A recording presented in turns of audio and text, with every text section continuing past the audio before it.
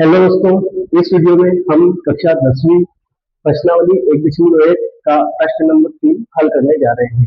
प्रश्न 3 दे रखा है, अभाज्य गुणनखंड विधि द्वारा निम्नलिखित पूर्णांकों के एचसीएफ तथा एलसीएम ज्ञात कीजिए। अभाज्य गुणनखंड विधि से जो भी संख्याएं दी हुई है उनके एचसीएफ और एलसीएम ज्ञात करना है। तो पहला प्रश्न देखते हैं। पहला प्रश्न है 12, 15 और 21, इनके एचसीएफ और एलसीएम ये दोनों अपने को निकालना है। और कौन सी विधि निकालना है? अभाज्य गुणनखंड विधि द्वारा। तो अभाज्य गुणनखंड विधि से पहले अपन एलसीएम निकालेंगे और फिर एचसीएफ।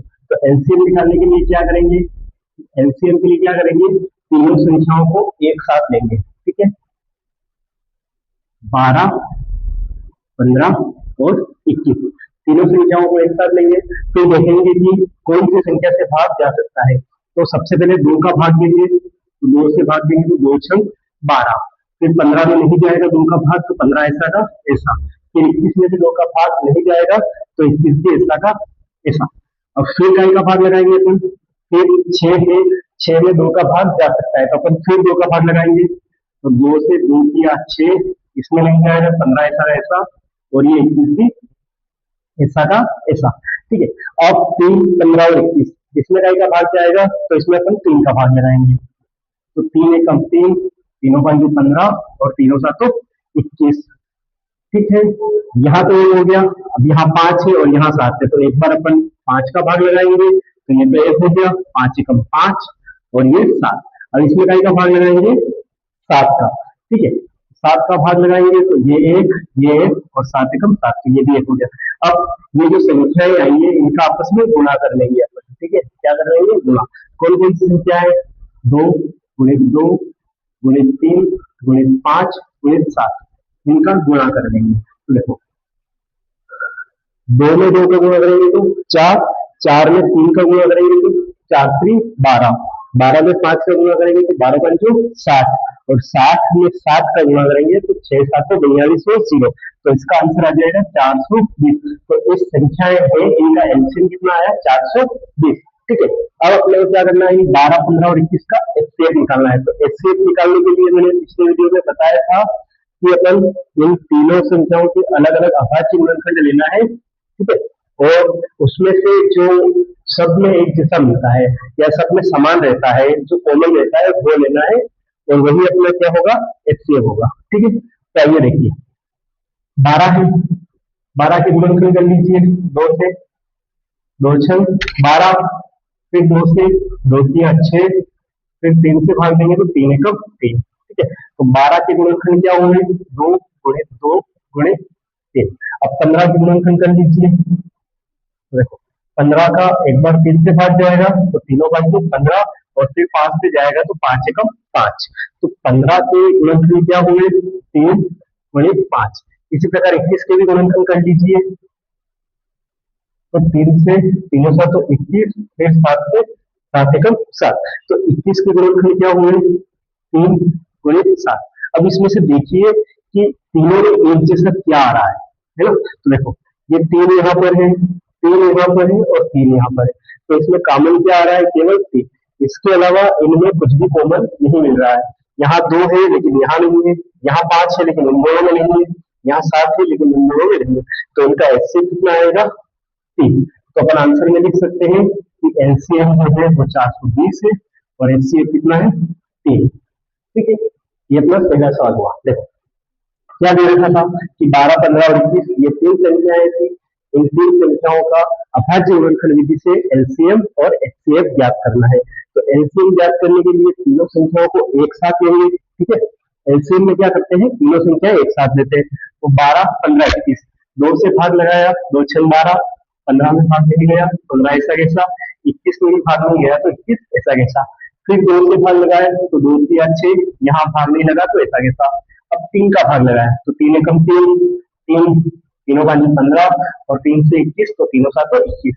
अब 5 और 7 बचे, तो एक बार 5 का लगा दिया तो 5 एकम 5 हो गया, और फिर 7 का लगा दिया तो उसके बाद जो भी जिन जिन संख्याओं का अपने भाग लगाया था तो उन संख्याओं को गुणा कर देंगे, और उन संख्याओं का गुणा करेंगे तो आंसर आया 420। यही अपना क्या है? एलसीएम। इसी प्रकार एचसीएफ में क्या करना है? जो भी संख्या जो भी है, जैसे 12, 15, 20, इनके गुणनखंड करना है तो 12 के गुणनखंड क्या होंगे, 2 गुणित 2 गुणित 3, 2 दूनी 4, 4 3 12, ठीक है। 15 के गुणनखंड क्या होंगे, 3 गुणित 5, 21 के गुणनखंड क्या होंगे, 3 गुणित 7, ठीक है। अब इसमें से देखना है कि एक जैसा क्या मिल रहा है, तो 3 यहाँ है 3, तीनों में 3 है तो कितना आ गया 3, और इसका एक्सेस कितना आ गया 3, तो ये अपना पहला सवाल हो गया, ठीक है। चलते हैं अगले सवाल की ओर।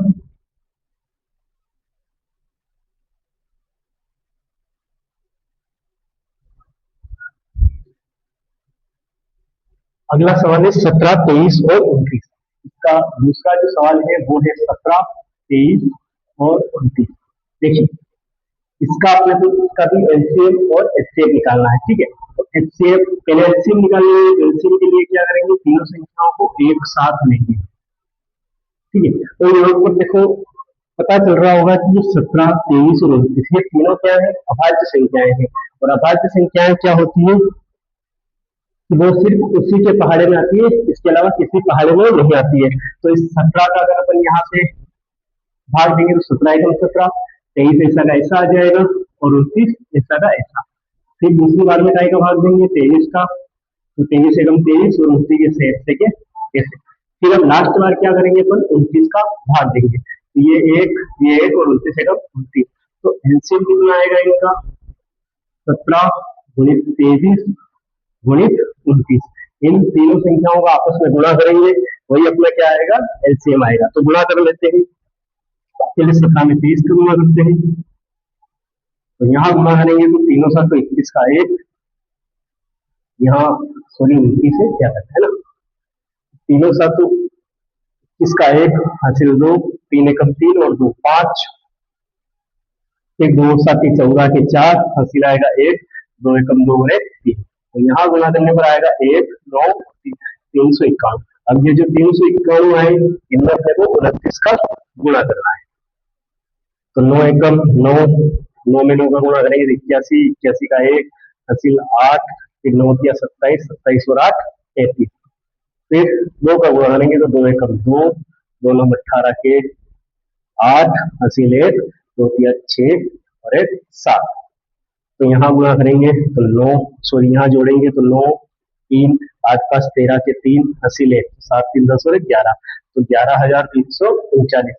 तो इनका एलसीएम कितना आया, 11 33 9, 11,339। अब इनका अपने को एचसीएफ भी निकालना है, तो देखो एचसीएफ निकालने के लिए क्या करेंगे, इनके गुणनखंड करेंगे, तो 17 का क्या 17 से जाएगा, 23 का 23 से जाएगा, 29 का 29 से जाएगा। तो देखो 17 के अगर गुणनखंड करते हैं तो क्या हो सकता है, 17 गुणित 1। इसी प्रकार 23 के गुणनखंड करते हैं तो क्या आएगा, 23 गुणित 1 है ना, क्योंकि 23 17 और 29 जो है ये किसी के भी पहाड़े में नहीं आते हैं, ठीक है। तो 29 का भी करेंगे तो क्या आएगा, 29 गुणित 1। तो इन सब में से कुछ भी एक जैसा नहीं मिल रहा है, तो इसका एचसीएफ कितना आएगा, कुछ भी नहीं मिलता है, तो जिसमें कुछ भी सेम नहीं होता है उसमें क्या लेते हैं अपन 1, तो इसका एचसीएफ कितना आ जाएगा 1। और अगर इसके आंसर की बात करें तो इसका एलसीएम आ जाएगा 11,339, और इसका एचसीएम की बात करें तो कितना आएगा 1, ठीक है। ये अपना सवाल। अगले सवाल की ओर चलते हैं। अगला सवाल है 8 9 और 25। तीसरा सवाल,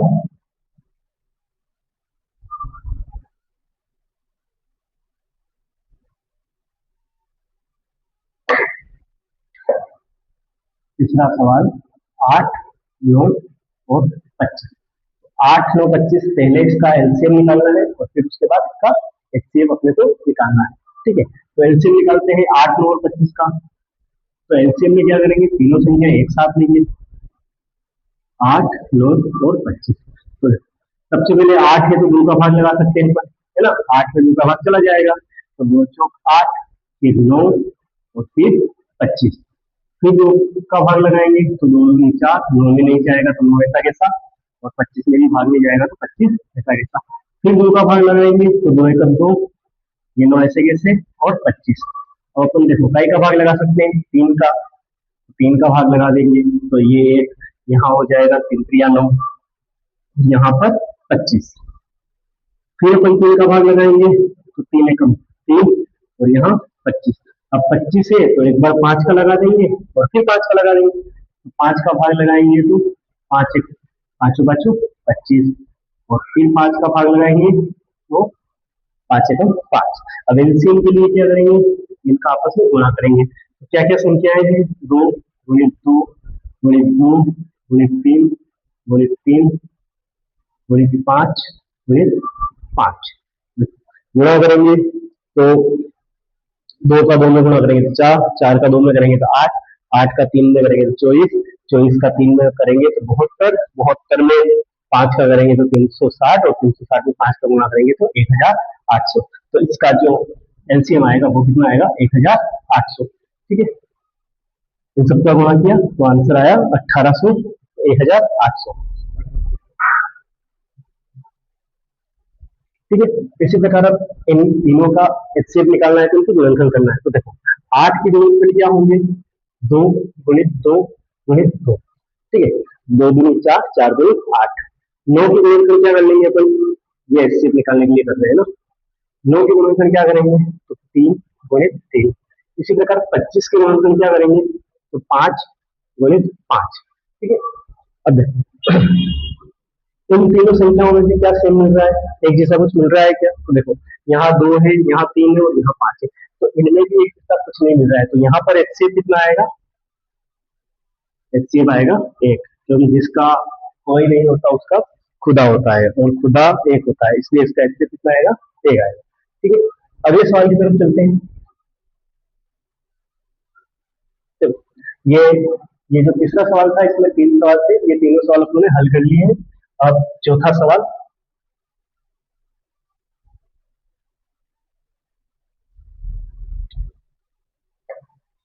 चौथा सवाल दे रखा है कि एचसीएफ दे रखा है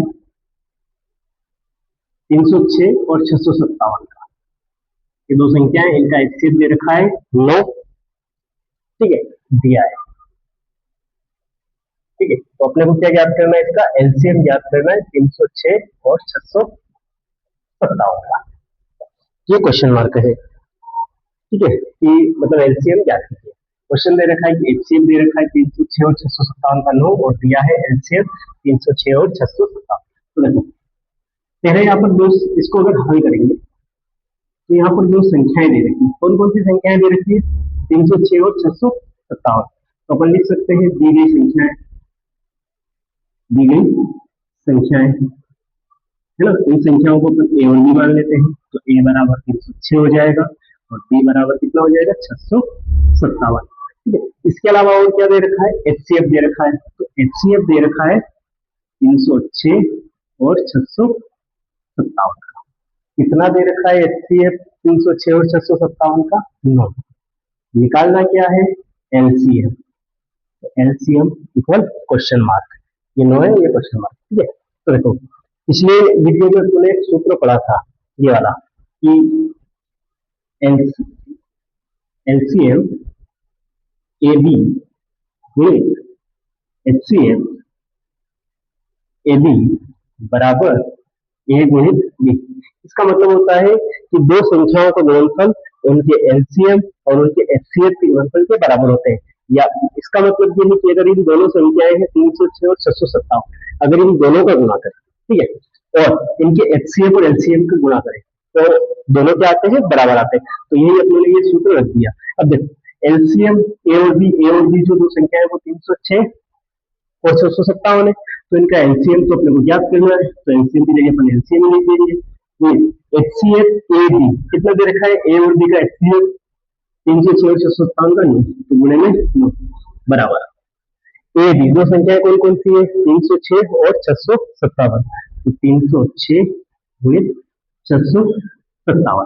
ठीक है, अब ये एलसीएम के साथ ये 9 इधर गुणे में है, बराबर की इधर आएंगे तो बटे में, तो क्या हो जाएगा, एलसीएम बराबर 306 गुणित 657 बटे में 9। अब 9 से काट लो, इसे काट लो या इसे काट लो, दोनों ही 9 से कट जाएंगे। तो अपन जिसको भी काट सकते हैं उसको काट लेते हैं। इसको काट लेते हैं, तो 9 से काटेंगे तो 9 एकम 9, यहाँ काटेंगे तो 9 किया 27, 30 है तो 9 किया 27, 3 बचेंगे तो यहाँ कितने बचेंगे 36, तो 9 चौ 36। ठीक है, तो कितनी बार कटा ये, 34 बार। तो अपना एलसीएम कितना आ जाएगा 34 गुणित 657। 34 का गुणा करना है अपने को 657 में, 34 गुणित 657। इसका अगर गुणा करेंगे तो देख लेते हैं कितना आता है 657 का 34 में। तो देखो 4 7 28 के 8 हासिल 2, 4 5 20, 20 और 2 22 के 2, फिर हासिल 2, 4 6 24, 24 और 2 26, फिर गुणा करेंगे 3 का तो 3 7 21 का 1, फिर हासिल 2, 3 5 15 और 2 17, 17 के 7, फिर हासिल आएगा 1, तो 3 6 18 और 1 19। ठीक है, जोड़ेंगे 8, 2 और 1 3, 7 और 6 13 के 3, हासिल 1, 9 और 2 11, 11 और 1 हासिल का 12, एक हासिल तो 2, तो 22,338, 22 33 8। ठीक है, तो ये सवाल था, छोटा सवाल कि एचसीएफ दे रखा था 306 और 657 का लो, और अपने को क्या निकालना था, एलसीएम निकालना था 306 और 657 का। तो देखो हल लिख देंगे ऊपर, दी गई संख्या दोनों संख्याएं कौन कौन सी दे रखी थी, 306 और 657। ठीक है, एचसीएफ 306 और 657 का लो दे रखा है तो लो लिख दिया। अब एलसीएम कितना है याद करना है, तो एलसीएम इक्वल क्वेश्चन मार्क। अब अपने ने ये सूत्र लिख दिया, ये वाला है ना, और ये सूत्र जो है कभी कभी ऑब्जेक्टिव प्रश्न नहीं आता है तो इसको थोड़ा याद कर लेना। तो एलसीएम जो एलसीएम लिख दिया गुणित एचसीएफ एबी का कितना दे रखा है नो, तो नो लिख दिया, फिर बराबर में 306 गुणित 657, फिर ये नो गुणे में थे बराबर से इधर आए तो बटे में, तो एलसीएम बराबर 306 गुणित 657 बटे 9, 9 से 306 को काटा तो कितनी बार कटे 34 बार। ठीक है, 34 में 657 का गुणा किया तो कितना आया 22,338, ये अपने गुणा करके लिखा। ठीक है, गुणा करके इसे लिखने का अर्थ ये होता है कि आपको भी पता चले कि वास्तविक की गुणा किस प्रकार, नहीं तो मैं डायरेक्ट भी लिख देता है ना। तो जब भी ऐसे कुछ क्वेश्चन आए तो अपन खुद से गुणा करके उनके आंसर लिखने का प्रयास करा करें। ठीक है, उससे क्या होगा कि अपनी जो कैलकुलेशन करने की स्पीड है वो इम्प्रूव होगी। ठीक है, अगला सवाल की ओर चलते हैं अपन।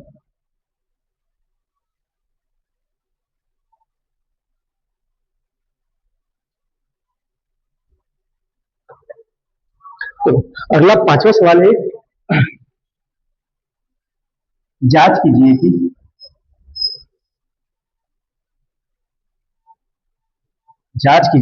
क्या किसी प्राकृत संख्या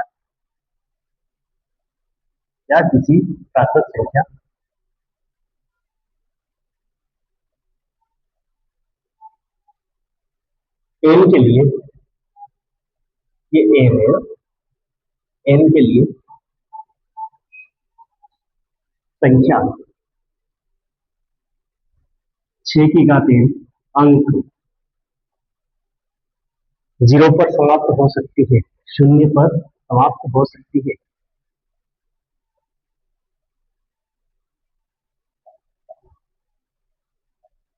ठीक है, क्वेश्चन है कि जांच कीजिए कि क्या किसी प्राकृत संख्या n के लिए संख्या 6 की घात n अंक 0 पर समाप्त हो सकती है।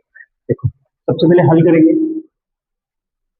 ठीक है, प्राकृत संख्या दे रखी है n, तो प्राकृत संख्या n बराबर, प्राकृत संख्या क्या होती है, जो एक से शुरू होती है वो क्या होती है प्राकृत संख्या। तो यहाँ पर n का मान क्या क्या हो सकता है, 1 2 3 4 5 और ऐसे चलता ही रहेगा। ठीक है, तो ये अपनी प्राकृत संख्या है। अब इसमें क्वेश्चन में क्या दे रखा है कि जांच कीजिए कि क्या किसी प्राकृत संख्या n के लिए, मतलब इन 1 2 3 4 5 6 7 के लिए संख्या 6 की घात n जो है वो 0 पर समाप्त हो सकती है या नहीं। तो 6 की घात n मतलब 6 की घात n लेना है। तो सबसे पहले देखो ये जो n का मान है वो सब मान अपन रख के देखेंगे। n की जगह अगर अपन 1 रखते हैं तो 6 की घात n, इसका मान कितना आएगा 6। ठीक है, फिर हम n की जगह 2 रखते हैं तो यहाँ कितना हो जाएगा 6 की घात 2 मतलब 6 गुणित 6, और 6 में 6 का गुणा करेंगे तो कितना आएगा 36। फिर मान लो n की जगह अगर अपन 3 रखना हो, n है इस n की जगह कितना रखेंगे तो 3, तो क्या आ जाएगा 6 गुणित 6 गुणित 6, 6 6 36, 36 6 216, तो 4 बार में कितना है 216, 3 बार में कितना है 216, 4 बार रख के देख लो, अगर n का मान अगर 4 रखते हैं छः गुणित छः गुणित छः गुणित छः। तो देखो 3 तक गुणा करने पर 216 आते हैं, उसमें 6 का गुणा करेंगे कितना आएगा 1296। तो देखो हर बार कितना आ रहा है 6 6 6 6, फिर ये 6 आया। अगर यहाँ 6 की घात n और उसका मान अगर 5 होगा तो 4 बार गुणा करने पर 1296 आए। इसमें फिर 6 का गुणा करते हैं तो 6 में 6 का गुणा करेंगे तो 36 आएगा, मतलब लास्ट में कितना आएगा हर बार 6 ही आएगा, है ना। तो अपन क्या लिख सकते हैं कि देखो हर बार कितना आ रहा है 6 6 6 6, फिर इसमें भी एक 6 का गुणा करेंगे तो फिर लास्ट में 6 आएगा, फिर उसमें भी गुणा करेंगे तो 6 आएगा, तो 6 के अलावा कभी कोई अंक आएगा ही नहीं। और इसमें क्या दे रखा है कि क्या किसी प्राकृत संख्या n के लिए जो संख्या 6 की घात n जो है वो 0 पर समाप्त होगी क्या। इसका मतलब है कि क्या कभी भी लास्ट में जो है ये 6 आ रहे हैं ना, यहाँ पर कभी भी 0 आएंगे क्या, नहीं आएंगे। तो अपन लिख सकते हैं कि प्राकृत संख्या n के लिए 6 की घात n कभी भी 0 पर समाप्त नहीं होगी, समाप्त नहीं होगी। ठीक है, ये अपने ने हल करके देखा, 6 आया है ना, 6 आ रहा, हर बार 6 आ रहा, मतलब कभी भी 0 तो आ नहीं सकता और 0 नहीं आ सकता, मतलब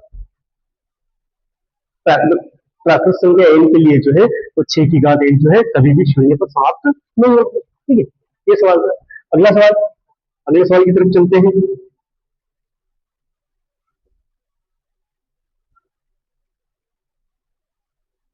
देखो अगले सवाल में दो प्रकार के सवाल दे रखे हैं, है ना। दो सवाल दे रखे हैं, एक है कि ये 7 गुणित 11 गुणित 13 प्लस 13, एक ये है, और एक और ये है कि 7 गुणित 6 गुणित 5 गुणित 4 गुणित 3 गुणित 2 गुणित 1 प्लस 5। ये भाज्य संख्याएं हैं या नहीं ये अपने को बताना है, और भाज्य संख्याएं है तो क्यों है ना, इनको बताना है भाज्य है या नहीं, भाज्य है या नहीं ये अपने को बताना है, और है तो क्यों है और नहीं है तो क्यों नहीं है ये अपने को बताना है। ठीक है, यहाँ 7 थे, यहाँ 11 थे। तो देखो देखो इनमें ना एक जो भी एक पद है ना वो 2 बार आएगा, जैसे यहाँ 13 13 आया, यहाँ पर कितना कितना आया 5 5, बीच में प्लस लगा हुआ है ना। तो प्लस की इधर क्या दे रखा है 7 गुणित 11 गुणित 13, और इधर क्या है 13, तो इसको 13 गुणित 1 भी लिख सकते हैं, 13 हो या 13 गुणित 1 लिख सकते हैं। ठीक है, तो अब क्या करना, यहाँ पर भी 13 है, यहाँ पर भी 13 है, तो यहाँ से 13 जो है वो कॉमन ले लेंगे अपन, है ना। अगर यहाँ से 13 कॉमन लिए तो यहाँ क्या बचा 7 गुणित 11। ठीक है, 13 बाहर ले लिए तो 7 गुणित 11 बचा, फिर प्लस है तो प्लस, यहाँ से 13 पूरे बाहर ले लिए तो कितना बचा 1, इसको 1 लिख दो और अंदर हल कर लेंगे। तो 13 अंदर हल करेंगे तो 7 में 11 का गुणा करेंगे तो 77 प्लस 1 क्या हो जाएगा 13, और इसकी गुणा में कितने आ गए 71। तो देखो गुणा करने पर ये कौन सी भी संख्या होगी तो उस संख्या के ये दो गुणनखंड तो है ही है ना, 13 भी है और 71 भी है, और 71 को अपन और इतना कर सकते हैं कि 13 गुणित 6 है ना, 13 71। तो देखो इनको से इन संख्याओं के जो है अपन गुणनखंड कर पा रहे हैं, और अगर गुणनखंड कर पा रहे हैं तो वो भाज्य है ना। अभाज्य संख्या कौन सी होती है, जैसे मान लो 29 हो गया, इसको आप क्या लिखेंगे, इसको आप केवल 29 गुणित 1 ही लिख सकते हैं, इसके अलावा कुछ भी नहीं लिख सकते हैं। और यहाँ तो ये जो संख्या है गुणा करने पर जो भी आएगा, लेकिन उसको अपन टुकड़ों में लिख सकते हैं 13 गुणित 6। तो इसका मतलब ये क्या है, ये संख्या जो है ना, इस संख्या के 2 से अधिक गुणनखंड है।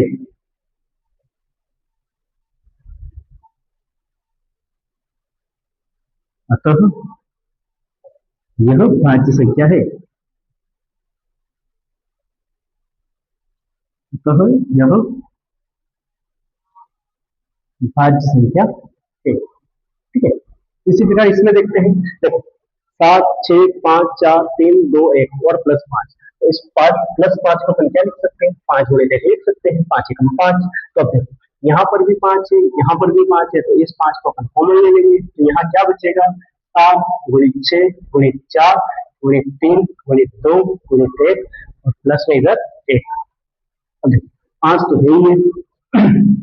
यहाँ गुना करेंगे तो 1 का 2 में करेंगे तो 2, 2 का 3 में गुना करेंगे तो 2 तिया 6, 6 का 4 में करेंगे तो 24, 24 का 6 में गुना करेंगे तो 144, और 144 का 7 में गुना करेंगे तो क्या आएगा, 7 चौक 28 के 8 हासिल 2, 7 चौक 28 और 2 30, 30 की 0 हासिल 3, 7 एकम 7 और 3 10, 1008। यहाँ पर आ जाएगा 1008 और प्लस 1, 1008 और 1 को जोड़ेंगे तो कितना आएगा, 1009। तो उसको क्या लिख सकते हैं अपन, 5 गुणित 1009। ठीक है, 5 गुणित 1009 और 5 गुणित 1009 लिखा। इसका मतलब यहाँ पर भी ये जो संख्या है वो 5 से भी विभाजित होगी और 1009 से भी होगी। तो यहाँ पर लिख सकते हैं इस संख्या के 2 से अधिक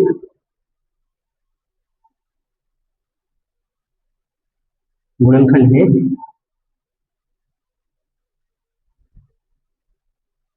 अतः यह भाज्य संख्या है, यह भाज्य संख्या है। ठीक है, बस इसमें ऐसा करना है। तो इसको थोड़ा इस तरह से करेंगे और अगर परीक्षा में आता है 2 नंबर 3 नंबर 4 नंबर में तो इसको अपन इस प्रकार से करेंगे तो बेहतर नंबर मिल सकते हैं।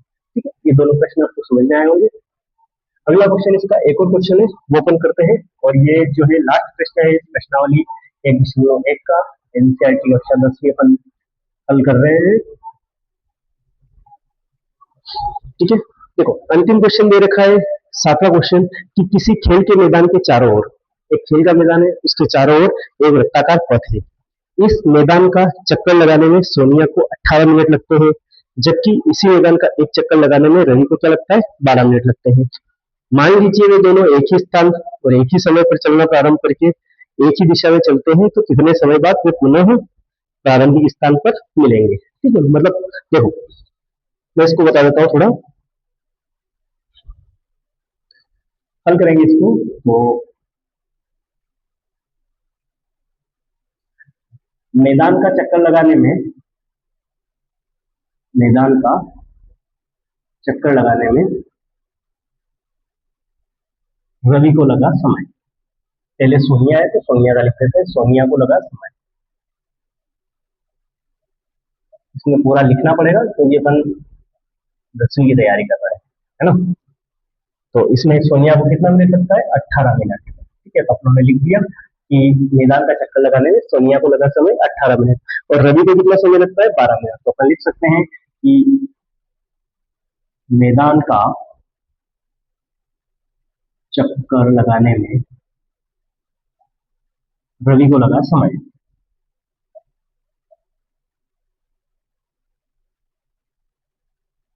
तो 12 मिनट। ठीक है, अब इसमें क्वेश्चन दे रखा है कि कितने समय बाद वे पुनः प्रारंभिक स्थान पर, कितने समय बाद वे पुनः प्रारंभिक स्थान पर मिलेंगे। वह समय जब दोनों प्रारंभिक स्थान पर मिलेंगे स्थान पर मिलेंगे। तो वो समय कौन सा होगा, एलसीएम होगा इन दोनों संख्याओं का, 12 और 18 का। या आप 18 पहले लिख सकते हैं, 12 बाद में लिख सकते हैं, कुछ दिक्कत नहीं। तो एलसीएम जो 18 और 12 का एलसीएम होगा वही समय होगा जब दोनों पुनः प्रारंभिक स्थान पर मिलेंगे। ठीक है, तो अपन 12 और 18 का एलसीएम निकाल लेते हैं। 12 और 18 का 2 से भाग लगाएंगे तो 2 9 18, और सॉरी यहाँ 12 है तो 2 6 12 और 2 9 18। फिर 2 से भाग लगाएंगे तो 2 3 6, 9 में नहीं जाएगा तो 9 साढ़े 7। फिर 3 का भाग लगा देंगे तो 3 एकम 3 और 3 3 9। फिर 3 का भाग लगाएंगे तो 3 एकम 3। तो यहाँ गुणा करने पर कितना आएगा, 2 गुणित 2 गुणित 3 गुणित 3। तो 2 दूनी 4, 4 3 12 और 12 3 36। तो क्या आंसर आ जाएगा इसका, 36 मिनट। तो अपन नीचे लिख देंगे आंसर में कि वे पुनः प्रारंभिक स्थान पर 36 मिनट बाद मिलेंगे। यहाँ लिख देता हूं मैं, वे 36 मिनट बाद पुनः प्रारंभिक स्थान पर मिलेंगे।